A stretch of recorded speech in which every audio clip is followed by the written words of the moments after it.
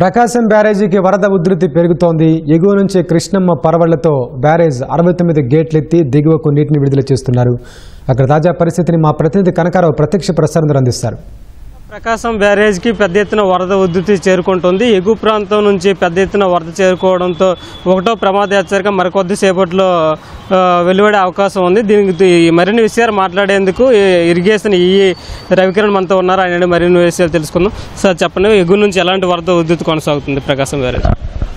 అందరికీ నమస్కారం అండి. మనకి ప్రస్తుతము పులిచింతల ప్రాజెక్టు నుంచి మనకి 4,36,000 క్యూసెక్లు వరద కిందకి దిగువకు విడుదల చేస్తున్నారు. మనకి అంటే గత రాత్రి 12 గంటల నుంచి నడుస్తుంది. మనకి ఇంకొక గంటలో మనం మొదటి ప్రమాద హెచ్చరిక జారీ చేసే అవకాశం ఉందండి. ప్రస్తుతం మనకి 3,81,000 క్యూసెక్లు వరద మనం సముద్రంలో వదులుతున్నాం బ్యారేజ్ నుంచి. అలాగే మనకి 3,97,000 క్యూసెక్లు కనుక మనం చేరుకున్నట్టయితే మనం మొదటి ప్రమాద హెచ్చరిక జారీ చేస్తాము. అలాగే ఆ వరద ఇంకా పెరిగే అవకాశం కూడా ఉందండి. మనకి పూర్తిగా సాయంత్రానికి రేపటికి ఈ ఎగువనున్న వర్షాలు ఎగువ రాష్ట్రాల్లో కురుస్తున్న వర్షాల వలన మనకి శ్రీశైలం నుంచి, సాగర్ నుంచి, అలాగే పులిచింతల నుంచి కూడా మనకి భారీగా వరద వస్తున్నది. ఇది ఇంకా పెరిగే అవకాశం ఉంది. రేపటికి మనకి 6 లక్షల వరకు చేరే అవకాశం ఉందండి.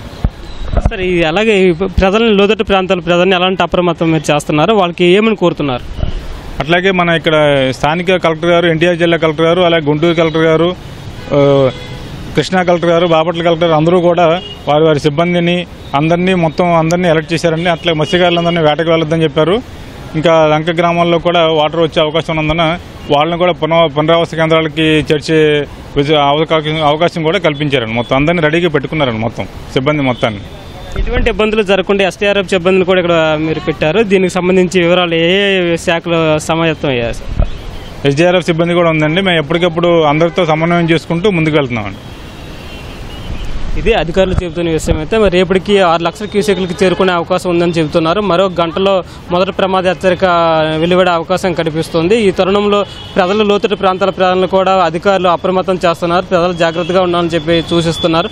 అందులో భాగంగానే విజయవాడ నగరపాలక సంస్థ కూడా 35 పునరావాస కేంద్రాలను ఏర్పాటు చేసింది. ఆ పునరావాస కేంద్రాలకు తరలి రావాలని చెప్పేసి నదీ పరివాహక ప్రాంతంలో ఉండే వాళ్ళకి కానీ లోతట్టు ప్రాంతాల ప్రజల్ని కోరుతోంది. ఇప్పటికే కొన్ని చోట్ల ఆహార పదార్థాలు కానీ వాళ్ళకి కావాల్సిన మౌలిక వసతులు ఇవన్నీ కూడా ఏర్పాటు చేసిన పరిస్థితి ఉంది. విజయవాడ నగరంలో కూడా తేలికపాటి జల్లులు ప్రారంభమయ్యాయి. ఇది మరింత పెరిగే అవకాశం కూడా కనిపిస్తుంది. ఇది వాతావరణ శాఖ కూడా ఇదే అంశాన్ని స్పష్టం చేస్తుంది. వరద ఉధృతి పెరిగే క్రమంలో ప్రజలు కూడా అప్రమత్తంగా ఉండాల్సిన అవసరం ఉంది.